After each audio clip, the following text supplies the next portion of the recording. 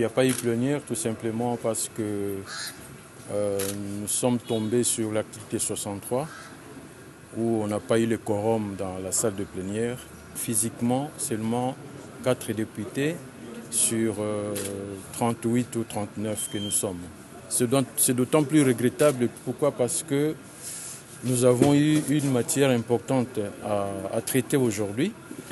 Nous devrions examiner et adopter les rapports sur la gestion administrative et financière de l'Assemblée provinciale.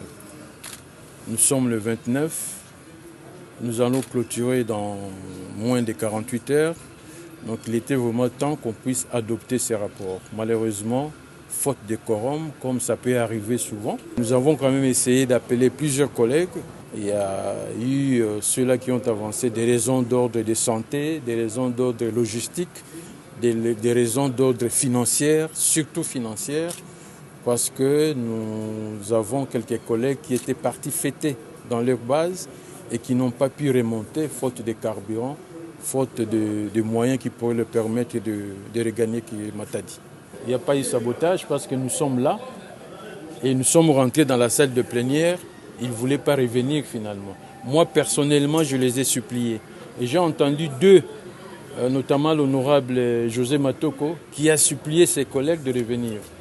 Il y a des embouteillages, il y a le président qui est malade. Vous avez vu le masque du président, il est malade, il a eu du mal à se lever.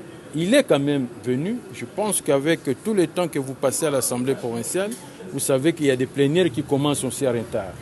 Voilà. Donc maintenant, il y a une frange des collègues, de leurs collègues, qui se sont jamais plaints quand les autres ne venaient pas. Je ne vois pas pourquoi aujourd'hui, par quelle motivation, je ne sais pas. Si la plénière doit commencer en retard, quitte à ceux qui arrivent en retard à s'excuser, mais je ne vois pas pourquoi ça doit faire un problème. Quel est le lien entre la plénière d'aujourd'hui et le moratoire suspendant les motions du chef de l'État? Je ne parle pas de la plénière d'hier ou la plénière du lendemain qui va arriver, mais la plénière d'aujourd'hui, quel est le lien? Nous en sommes conscients, nous sommes le premier d'ailleurs qui nous sommes engagés pour respecter ce moratoire.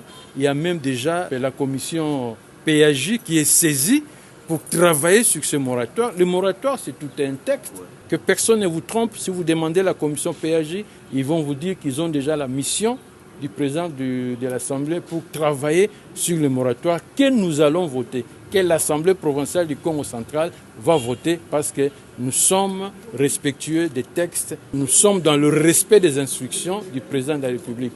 Il n'y a pas de députés pro-gouverneur. Je le répète, nous sommes 38 députés, nous sommes tous pour le gouverneur.